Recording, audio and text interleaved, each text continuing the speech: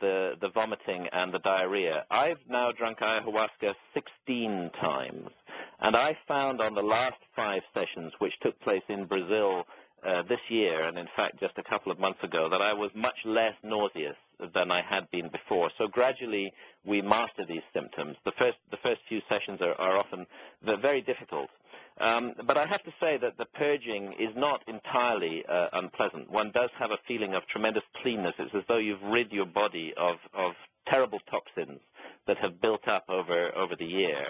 And there's a tremendous sense of relief and clarity afterwards. And always the next day after an ayahuasca session, the session typically lasts for 2 to 3 hours, always the next day, you feel very clear and very much connected to the world and very much alive. And I'm so confident about the medicinal and the positive values of ayahuasca that I actually took 2 of my children, they're adults, one is 22 and the other is 25, with me to Brazil to drink ayahuasca in a ceremonial setting. And we had an extraordinary experience of contact as a family, and they had amazing encounters with the ayahuasca spirit and came back transformed from this experience and very thoroughly grounded and connected to this world, but with a sense of the importance and significance of the worlds that lie beyond and that we normally cut ourselves off from. Can you predict things telepathically? Can you get into people's minds when you're on the substance? Yes, this has not happened to me, but many shamans report this. In fact, shamans will sometimes go on joint expeditions into the supernatural realm, into the other realm. They will meet each other on the other side. As well as traveling into other dimensions, they have the ability, they report the ability, to travel out of body in this world. And there's a very intriguing account from an anthropologist who was working with an Indian tribe deep in the Amazon. They drink ayahuasca twice a week. He was drinking with them. And the next day, their shaman came and reported to him, "We're very sorry to tell you, but the father of your wife died in New York last night." And 5 days later, the anthropologist received the information from New York that exactly at the moment that they said, indeed, the father of his wife had in fact died. So they had seen this in vision. They had been able to remote view to travel to different places. And this is why I say again and again, if we want to investigate the paranormal, if we want to investigate the supernatural, we don't need to rely on cute little instruments like so-called ghost meters. We need to rely on the vast experience and knowledge of shamans in hunter-gatherer cultures around the world who do this every day and who absolutely understand these realms and these beings. Let's go to our wild card line. Welcome to Coast. You are on the air with us. Hello there. Good morning. Hi, guys. Hi. Yeah, I was wondering if we can tap into other dimensions. Couldn't they tap into ours? We wouldn't know what they could be messing with us and screwing things up. As bad as our things are going on our planet,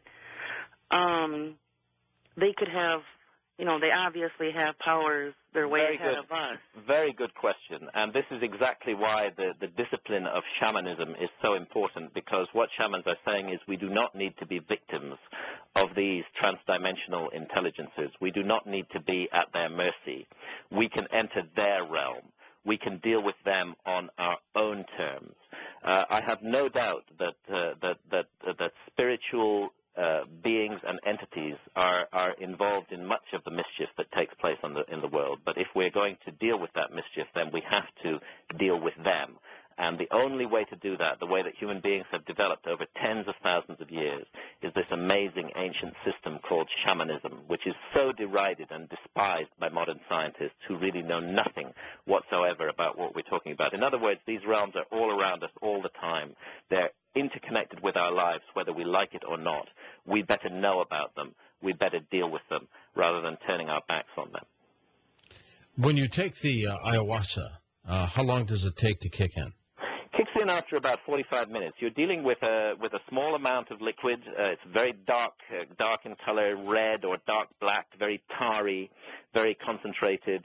It's equivalent to perhaps a double shot of whiskey in size.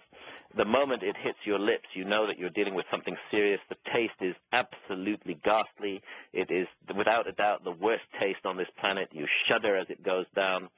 Then you're okay for a little while. After about 45 minutes, you're starting to feel the nausea. You're starting to feel these ominous stomach rumblings. And at the same time, these amazing visions are beginning to present themselves before your eyes. Best seen with your eyes closed rather than eyes opened. I suppose one of the reassuring things about ayahuasca is that you can often stop the visions and come back to this world by opening your eyes. And then you're in the ayahuasca state. The vomiting is normally over within an hour and a half. You're in the ayahuasca state for the next 2.5 to 3 hours. Some people need to take a booster, take a second shot of ayahuasca to keep their level of consciousness at the right tuning. That depends on individual brain chemistry. The experience can be extended, but most people find that 2 to 3 hours of this exploration of another world, because that's what it is. It's a richly detailed world, a jungle world full of intelligent beings. 2 to 3 hours of this is enough in one night, and overwhelms you, and you need to come back and ground in this world again. Graham, how long have you been studying this portion of what we're talking about tonight? Well, my first encounter with ayahuasca goes back to 2003. Not too long ago. Not too long ago, and I came to it very reluctantly because I too had been affected by what I now clearly recognize, at least where hallucinogens is concerned, by the propaganda of the war on drugs, and I was very, very afraid. But at the same time, as a professional writer, as somebody with a commitment to bring honest and directly experienced information to my readers, I felt that if I'm going to be talking about the role of altered states of consciousness in human evolution, then I must experience those altered states myself. Many scholars who work in this field refuse to do so, but I felt I had to do so, and in 2003, I finally forced myself to do so. And my program of inquiry involved ayahuasca. It involved ibogaine from the Amazon. It involved psilocybin mushrooms. It involved pure DMT, dimethyltryptamine, all of these plant-based shamanic hallucinogens. I did work with them, and they completely changed my view of reality. 1 more hour to go with our guest, Graham Hancock.